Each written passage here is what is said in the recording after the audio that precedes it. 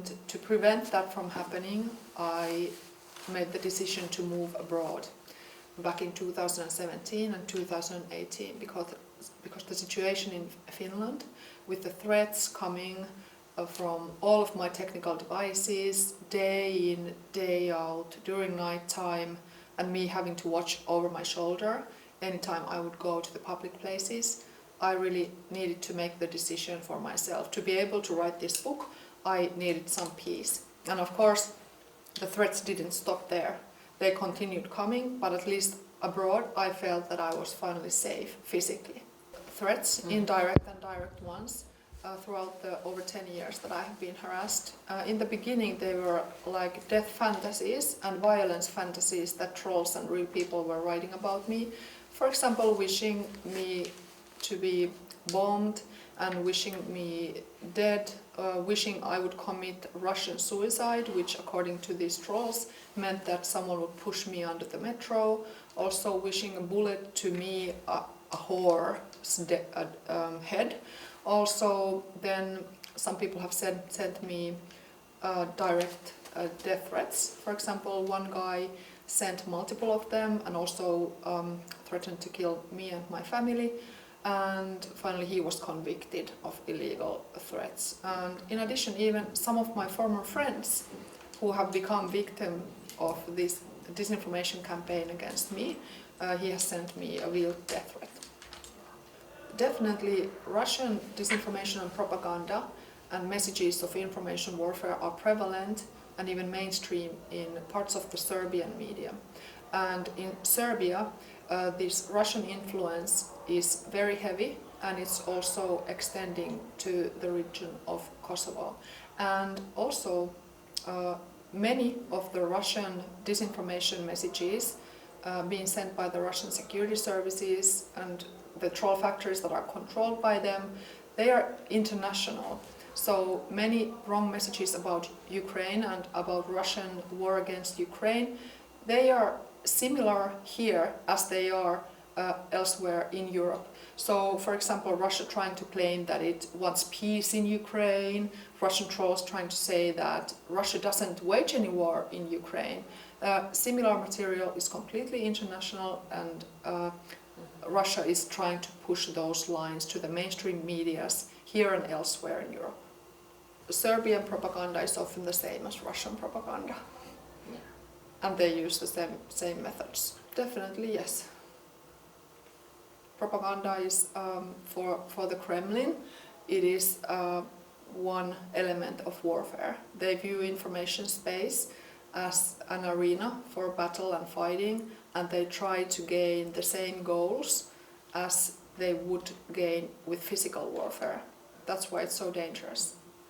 Yes, especially in Serbia, I was investigating the situation there, and it really looked at, for example, the Russian embassy held very high opinion power inside the country and was also influencing Serbia's internal policies and internal business, and also some of the Serbian pro-Kremlin activists who have been in direct contact with, for example, Sergei Lavrov, the Russian foreign minister. They are very active, violent former criminals, for example, and have participated in political operations in the area. So it really looked to me that Russia is kind of like fueling internal tensions and internal policies very heavily in Serbia. The warning would be definitely that Russian information warfare is a security threat, and it causes security threats, for example, by radicalizing real people, inciting violence, taking the form of hate speech, taking the form of misogyny, as well as inciting different types of violence. It can also be used as a political weapon, for example, building support to fringe or extreme political organizations to try and build them really quickly, as well as recruiting individuals to even participate in the war in the Russian side of the war, as we witnessed in Finland.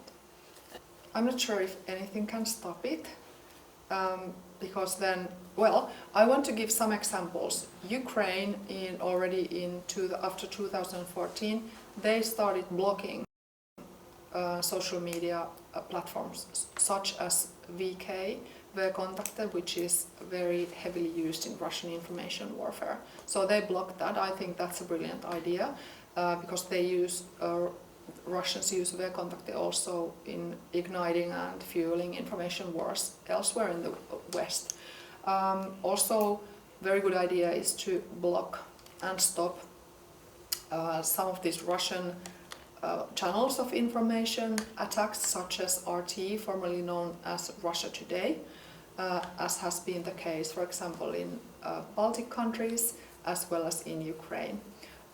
However, a very good counter initiative is to really spread public awareness, tell the audiences which are the Russian propaganda messages and why they are dangerous.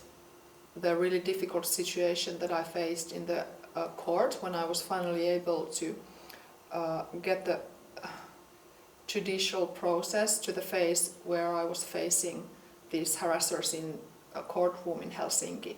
So that was very difficult because the harassers had managed to agitate a whole community of haters of myself to join in the courtroom. So half of the courtroom was basically filled with people who hated me, who twisted all my words, who were really making it difficult for me to stand up for my own case in the court.